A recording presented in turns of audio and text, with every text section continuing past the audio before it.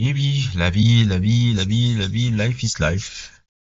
Qu'il repose en paix, qu'il repose en paix, qu'il repose en paix. Quincy Jones nous a quittés aujourd'hui à l'âge de 91 ans. Bon, on va pas faire quoi, on va pas faire comme si c'était pas déjà prévisible. Le fait qu'il est arrivé jusqu'à 91 ans, c'est absolument incroyable. Legacy, l'une des plus grandes legacy de l'histoire de la musique américaine. Parce que lui, il a connu tout le monde. N'hésitez pas à regarder mon sujet que j'avais fait il y a un de mes meilleurs sujets d'ailleurs, que j'avais fait sur Quincy Jones, sur son album Back on the Block. Je l'avais fait c'était il y a quelques mois déjà. Je l'avais fait il y a quelques mois. Il est sorti il y a quelques mois. Euh, voilà comment on appelle ça? Voilà n'hésitez pas, je vais vous mettre le lien en description. Back on the Block est peut-être l'album le plus abouti un peu de sa carrière, un peu qui lui a donné un Grammy et tout, même s'il a beaucoup d'albums, hein, les trucs que vous sortez là, de tout, etc., etc. Un personnage qui a tout vu sur la musique. Il avait tout vu, tous les plus grands, tous les Frank Sinatra. Bon, of course, quand vous allez parler de Quincy Jones, vous allez seulement nous citer Michael. On va pas le résumer sa legacy qu'à Michael, en fait. Sa legacy n'est pas que Michael, sa legacy était déjà avant ça. Mais dans Michael, ça lui a apporté quand même certaines formes de crédibilité. Et aussi, il faut beaucoup rappeler que Quincy Jones c'était pas vraiment un musicien. C'était vraiment pas un musicien, en tout cas un musicien brillant. C'était quelqu'un qui était un compositeur qui savait réunir toute une équipe autour de lui pour pouvoir sortir le meilleur projet possible. C'est-à-dire, il avait une oreille, une capacité intelligente de dire, bon, ok, ce guitariste-là, je le combine avec ce bassiste-là, ils peuvent être parfaitement accordés et il les dirigeait. Donc, c'était un incroyable chef d'orchestre. C'est un incroyable chef d'orchestre, regarde, dans le truc, et j'en parle souvent comme inspiration un peu pour beaucoup de gens dans la culture hip-hop un peu, que ce soit Brother Love dans sa manière de faire de la production, ou Kanye West aussi. Kanye West, quand il fait ma Beautiful Dark Twist, la manière dont il fait ma Beautiful Dark Twist, c'est un peu à la manière de Quincy Jones. Il réunit toute une série de producteurs et les donne chacune une tâche précise à faire, et c'est l'école Quincy Jones un peu. Quincy Jones, c'est ça, et je dois vous avouer que même moi, et je me l'ai répété encore une centième fois, quand j'ai fait l'album Night Clubbing, c'était un peu dans le mindset de Quincy Jones. Oui, j'ai fait des productions aussi solo. La deuxième partie de mon album est des productions solo, mais la première partie, j'avais beaucoup collaboré avec mon ami Yann qui a fait la production, les trucs, et comme il est meilleur musicien que moi, il a enrichi un peu les idées que j'avais déjà, et ça a donné ce que ça a donné. C'est vraiment le meilleur projet musical. Et en plus, c'est lui qui a fait le mixing et le mastering. Moi, je suis pas très bon là-dedans. J'ai vu la différence. Un peu quand tu as un musicien beaucoup plus talentueux que toi, ça a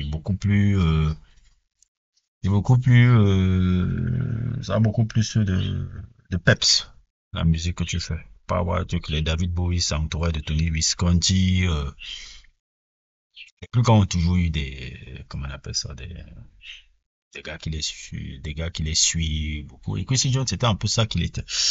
Mais il faut avouer aussi que le personnage, c'était un peu un personnage aussi un peu zootique, qui a aussi, sur la période de Michael, beaucoup croqué sur les crédits qui s'est donné, par rapport à cet album-là, parce que faut l'avouer, il n'était pas seul. On oublie beaucoup Bruce Sweden, on oublie beaucoup, j'oublie le mec de, comment s'appelle le mec de Rod Temperton euh, Rod Temperton de Heatwave, on oublie beaucoup de ces gars, et on oublie aussi Michael. Michael avait beaucoup des idées de composition, beaucoup d'idées de composition viennent aussi de Michael.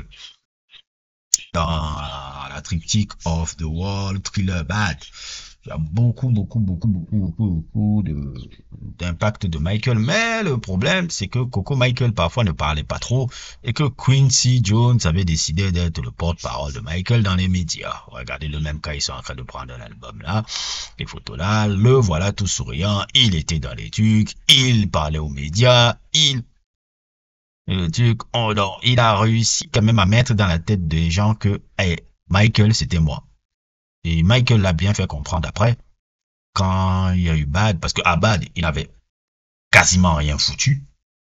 Et là, il faut rappeler ces histoires-là, parce que souvent, moi, j'aime bien rappeler un peu les histoires et tout, parce que les gens, ils s'arrêtent seulement sur le, comment on appelle ça? Ils s'arrêtent seulement sur l'image et le prestige. Non, non, non, non, moi, je regarde derrière, au-delà du prestige, un peu, le personnage, tu vois. Ah bah, il n'avait rien foutu. Il n'avait rien foutu. Il n'était même pas resté tout le temps dans le studio et autres et tout. C'est pour ça qu'après, Michael l'a pas rappelé quand il a fait, quand il est parti faire Dangerous, si je me souviens bien. Il ne l'avait pas appelé pour ça. Parce que le mec, il avait eu marre un peu du fait qu'il ne travaille pas assez sur les albums et qu'il prend tous les crédits et tout. Ça l'avait un peu fait chier. Dans, Ça l'avait fait un peu chier et Michael l'a pas rappelé pour Dangerous, il avait appelé TJ Riley, il avait appelé trucs. Et Michael et Quincy Jones, ça n'a pas fini en bon terme, hein. Ils n'ont pas fini en bon terme, hein. Ils étaient fâchés jusqu'à la fin de leur life, hein. Ouais, Michael et Quincy, ça n'a plus été vraiment un bon terme, un bon terme. Ça, c'est l'histoire qu'on vous raconte pas, hein. Quincy l'a eu mauvaise un peu par rapport à ça. Et c'est pour ça que si vous vous rappelez un peu les dernières interviews, surtout sa légendaire interview qu'il avait donnée il y a 7 ans, 8 ans, la Rolling Stone, qui est l'une des interviews les plus oufissimes que j'ai eu de ma vie. Bon, il était déjà assez vieux, donc il pouvait dire ce qu'il pensait, il n'en avait plus rien à foutre. Dans cette interview-là, voilà, hein, vous sentez qu'il avait encore la rancœur à Michael par rapport à cette situation-là. Bon, oui, oui, réclamer le génie, mais il faut toujours mettre des nuances un peu sur ce qui s'est vraiment passé. Ce qui s'est vraiment passé. Et j'adore, c'est pour ça que j'ai créé cette page, parce que j'aime mettre les nuances sur les personnages. J'aime faire comprendre que chaque situation est grise. Elle n'est pas là présentée par les médias comme ils vous montrent là. Oui, Quincy Jones, Michael. Non, non, non. Il n'était pas seul. Il y avait beaucoup de gens. Il y avait Rod Temperton, il y avait Bruce Wayne, il y avait énormément ces cerveaux-là.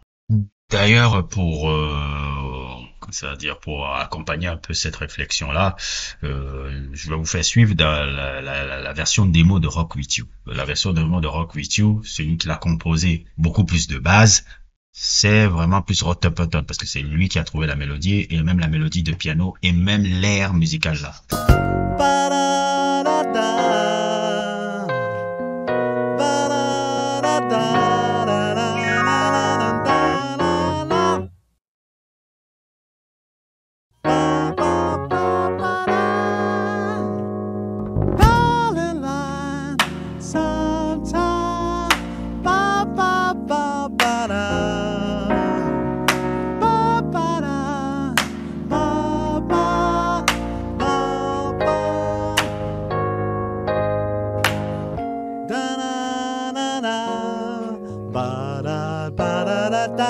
Quand tu composes la musique et tout, le plus difficile, c'est de trouver des trucs comme ça. C'est-à-dire trouver l'air, trouver la mélodie et parfois après la composition un peu. C'est ça qui est souvent très, très, très difficile et tout. Et Rod Temperton, Rock With You, ça vient du cerveau de Rod Temperton. Beaucoup plus que du cerveau de Quincy Jones, d'ailleurs. Et tout. Donc, je le sais un peu parce que je veux pas mes trucs, mais je fais des albums. Je sais là où c'est difficile et tout. La particularité, c'est quand tu essaies de trouver des airs, des mélodies et autres. Tous les gens qui ont cette capacité-là, ils sont très demandeurs en studio.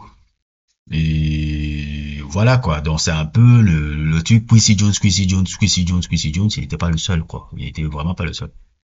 Écoutez là. Et Michael aussi, il y avait un vrai travail de composition chez Michael. C'était pas certes un super musicien ou un truc, mais il y avait des temples. Mais Quincy Jones aussi, c'était un incroyable chef d'orchestre. Il avait cité des trucs chef d'orchestre et ça s'est matérialisé encore dans tous les albums qu'il a fait. Et Back on the Block en a bien la preuve. La manière dont il a réussi à combiner artistique pop, R&B et jazz. C'était quelque chose un peu de unique et Back on the Block a beaucoup influencé P. Diddy pour faire par exemple No Way Out. Quand je vois No Way Out, c'est l'influence de Back on the Block. Si vous n'avez pas vu mon sujet sur Back on the Block, Je vais vous le mettre en description.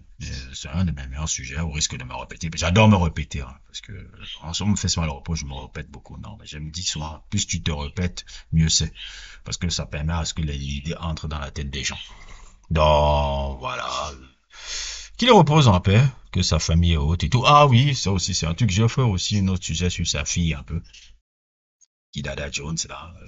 Si vous n'avez pas vu aussi ce sujet-là, n'hésitez pas à le regarder. C'est un sujet aussi intéressant, mais bon, même si c'est moins musical, mais si vous n'hésitez pas à le regarder. Bref, qui repose en paix. Merci pour la legacy, merci pour la musique. Bon, c'était évident qu'il allait mourir bientôt. Merci aussi pour l'avoir le fait de coacher, d'avoir coaché des mecs comme Jacob Collier, parce que c'est un peu grâce à lui que le gamin là est devenu ce qu'il est devenu. Voilà, basta, on va pas faire plus, du moins.